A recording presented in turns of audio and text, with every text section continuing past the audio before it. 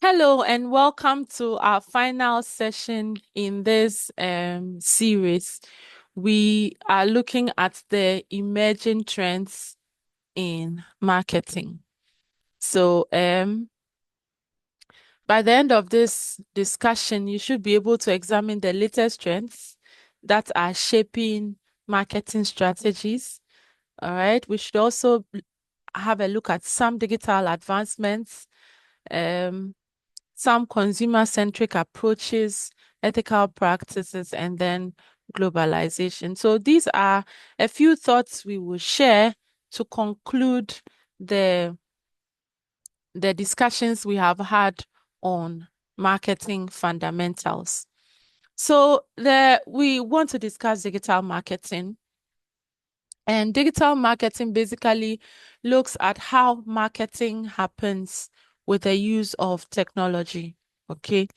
So the first one we look at is SEO, search engine optimization. And this one focuses on the techniques that are used to improve a website's visibility on search engines. So for example, if you Google out a website on or if you Google out a name on on the internet, all right, which one is likely to pop up first, which ones will come later, and all of that.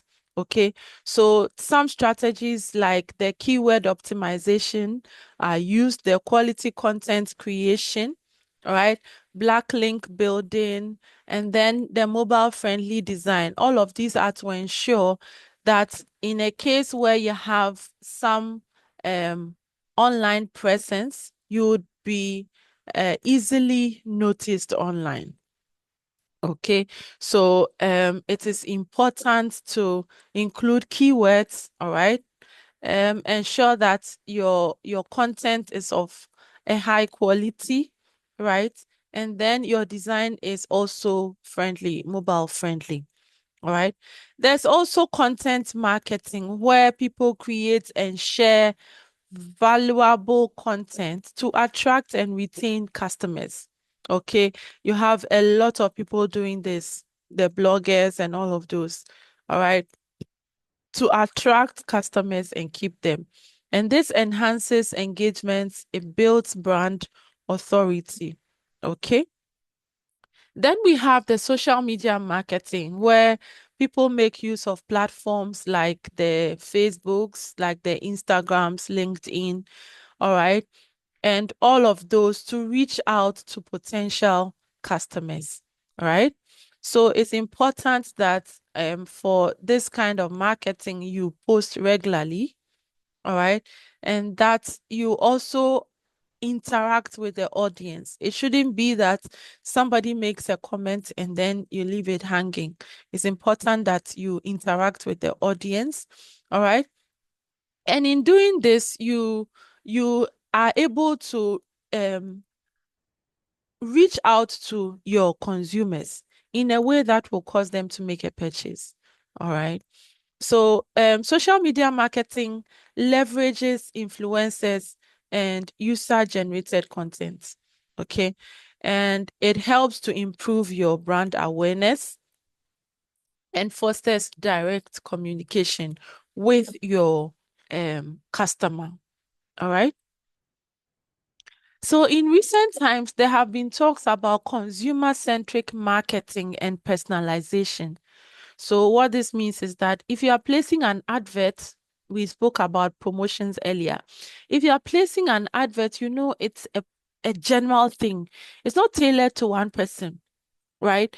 But customer-centric marketing requires that you focus on meeting individual customer needs through tailored marketing efforts. All right. So that in your marketing, in as much as you are marketing or you're advertising to a lot of people, the content should be tailored to individual customer needs. Okay. So some of the techniques that technology uses is the data-driven insights. Okay, so it uses analytics to understand the preferences of the various users, so that if you place an ad, it's going to direct the ad to people who really need it, or to people who fall within that category. Okay, it also makes use of customized offers, where you have to or where you can send personalized emails and then product recommendations directly to people. Okay. Then there is the dynamic content, where you have adaptive website interfaces and targeted ads. So all of these enhance customer loyalty and satisfaction. It makes the person know that their needs, or what they really need, is what is coming to them. Okay, not what everyone else is watching, or not what everybody else is talking about, but what they need as individuals. Okay, and it drives the conversion rates because the person actually needs your product, and so it's easier to make a sale with the personalization techniques. There's also the issue of ethics in marketing, and then corporate social responsibility, right? Ethical marketing comprise practices that prioritize honesty, fairness, and transparency in campaigns. All right. The fact that you want to sell a product does not mean you lie, you cheat, and um, indulge in all of those negative things just to put out a product which will harm your consumer. All right. So it's important that as marketers put out their products or services out there, they do that ethically. Right. And there's also the concept of corporate social responsibility, which comprise business initiatives that contribute to societal goals, right? So as much as you want to make a sale, you want to reach out to your consumer, you want to sell a product, it's also important that we input in our activities as marketers the corporate social responsibility, where we give back to society what we are taking from it. Okay. So when organizations get involved in ethical marketing and corporate social responsibility, it helps to build consumer trust, all right, or helps to build customer trust. It also enhances the brand reputation. All right, you get to improve your brand reputation in the face of your stakeholders, and then it attracts socially conscious consumers. Of course, in recent times, there have been talks about sustainability. And so everybody is focused on ensuring that they are engaging in sustainable acts. Okay. And so if they see an organization that is towing the same line, it's easier to do business with such organizations. Okay. Then there is the green marketing and sustainable practices.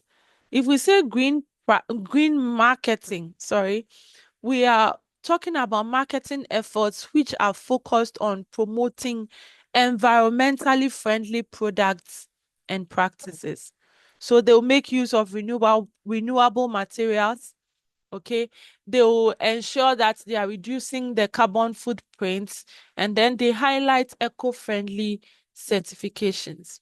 Okay, so if your organization is into green marketing, then it means that you are promoting environmentally friendly products and practices. Okay, so some of the ways you can do this are through eco-labeling, right? Energy efficient products, and then sustainable packaging. We spoke about this earlier in one of our discussions on I think the product element. Okay, so we spoke about this. Another thing to note is that sometimes organizations say that they are into green marketing and sustainable practices, but that is not the case. So it's very important to look out for organizations who are greenwashing, right? Those who are not really doing what they say they are doing, but they claim that they are they are they are helping to protect the environment and to promote environmentally friendly practices. Okay, so it's very important to check that and what we do. In recent times, we have all seen the effect of globalization on a lot of things. Okay, globalization basically refers to the integration of global markets, right? The fact that we can be here and be making use of items that were manufactured in the UK yesterday. Yeah, that's just by the way. Okay, so the integration of global markets and enabling businesses to operate and market across borders. That is essentially globalization. What it means is that if you are in Ghana and you are producing shoes, another company in Italy is producing shoes. Your customer in Ghana who can buy from you directly is also able to make a purchase from Italy directly. Okay, so it means that now marketing is not as straightforward as it used to be. You can also be here in Ghana and sell to someone across the globe.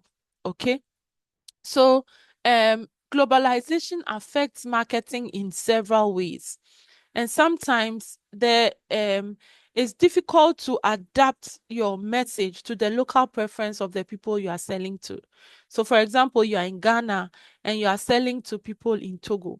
How do you adapt to the local preference of the person in Togo that you are selling to? Meanwhile, globalization makes it possible to reach out to those people. Okay, so there's the issue of cultural sensitivity.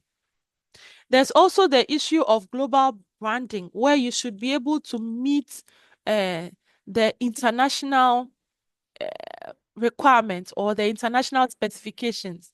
So if you are packaging a product, you have to ensure that your packaging meets world standard. All right.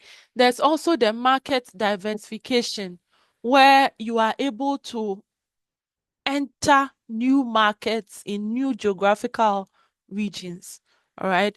And then the last effect of globalization is the issue of technological advancement. So, with the use of the internet, a lot of these challenges have been um, dealt with. Okay, so these are some effects of globalization on marketing. You have the cultural sensitivity, the global branding, the market diversification, and then technological advancement.